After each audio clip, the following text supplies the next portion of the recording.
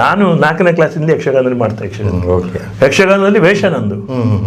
ಅತಿಕಾಯ, ಇಂದ್ರಜಿತ್ತು, ಮಾಗಧವಧೆ, ಭೀಮ. ಆಗ್ಲೇ ಸ್ವಲ್ಪ ಭೀಮನಾಗೆ ನೋಡ್ಲಿಕ್ಕೆ. ಅದ್ರಲ್ಲಿ ಬರೋ ಹಾಡು ಡಿಫ್ರೆಂಟ್ ಇದೆಯಲ್ಲ, ಅದ್ಭುತ. ಅದು ಹೈ ಪಿಚ್ ಜಾಸ್ತಿ ಅದರಲ್ಲಿ. ಎಲ್ಲ ಇದೆ. ಹನುಮಾನವೇನು ಜಯ, ಈ ಥರದ್ದು ಇದೆ.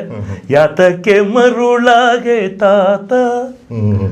ರಾವಣನ ಹತ್ರ ಅತಿಕಾಯ ಹೇಳೋದು, ಯಾಕೆ ನೀನು ಸೀತೆಯನ್ನ ತಂದಿದ್ಯಲ್ಲ, ಇನ್ನಾದ್ರೂ ಬಿಟ್ಟು ಕೊಡು, ಅವನು ಸಾಧಾರಣನಲ್ಲ.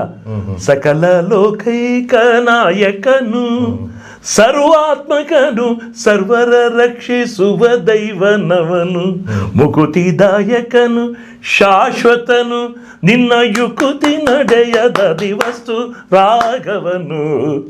ಎಲ್ಲ ಎಂತೆಂಥ ಹಾಡುಗಳಿದೆ ಗೊತ್ತದ್ರಲ್ಲೆಲ್ಲ. ನಾನು ಭಾಗವತಿಗೆ ಮಾಡ್ತಾ ಇಲ್ಲ, ಅದು ಭಾಗವತಿಗೆ ಅಂತ ಹೇಳೋದು. ಅದಕ್ಕೆ ಅದರಲ್ಲಿ ತೆಂಕುತಿಟ್ಟು ಬಡಗುತಿಟ್ಟು 2 ವಿಭಾಗ ಇದೆ. ನಾನು ತೆಂಕುತಿಟ್ಟಲ್ಲಿ ವೇಷ ಮಾಡ್ತಾ ಇದ್ದೆ. ದ್ಯಾಟ್ ಕಂಟಿನ್ಯೂಡ್ ಅಪ್ ಟು ನನ್ನ MA ಮಿಗುಲ್ವರೆಗೂ ಮಾಡ್ತಾ ಇದ್ದೆ ನಾನು. MA ಆಮೇಲೆ ಸಾಧಾರಣ 90ನೇ ಇಸ್ವಿವರೆಗೂ ಮಾಡಿದ್ದೀನಿ ಯಕ್ಷಗಾನದಲ್ಲಿ. ಯಕ್ಷಗಾನ 90ನೇ ಇಸ್ವಿಯಲ್ಲಿ ನನ್ನ ಮದುವೆ ಆಯಿತು. ಅಲ್ಲಿಗೆ ನನ್ನ ಸೀತನು ಒಂದು ವೇಷ ನೋಡಿದಲ್ಲ ನಂದು, ಕರ್ಣ. ಅದ್ಭುತವಾದ ಒಂದು ಕ್ಯಾರೆಕ್ಟರ್ ಅದು ಕರ್ಣ. ನನ್ನ ಫೇವರಿಟ್ ಅಂದ್ರೆ ಕರ್ಣ. ಇದೆಲ್ಲ ಯಾಕೆ ಹೇಳಿದ್ರೆ ಹಳೆ ನೆನಪಿದೆಲ್ಲ, ಅದಕ್ಕೆ ಚಿಕ್ಕವನಾಗಿದ್ದಾಗ ನನ್ನ ಪ್ರೋತ್ಸಾಹ ಸಿಕ್ತು. ಯಕ್ಷಗಾನ ಅಂದ್ರೆ ಸಂಗೀತಕ್ಕೆ ಪೂರಕ ಅಲ್ವ ಅದು. ಹಾಗೆ ಸಂಗೀತ ಅದರ ಭಾಗವತ ಕೇಳಿ ಸಹ ಅದು ಖುಷಿ ಆಗೋದು. ನನಗೆ ಎಷ್ಟೆಷ್ಟು ದೊಡ್ಡ ದೊಡ್ಡ ಭಾಗವತ ಕೇಳಿದ್ದೀನಿ, ಎಷ್ಟೆಷ್ಟು ದೊಡ್ಡ ದೊಡ್ಡ ವೇಷ ನೋಡಿದ್ದೀನಿ.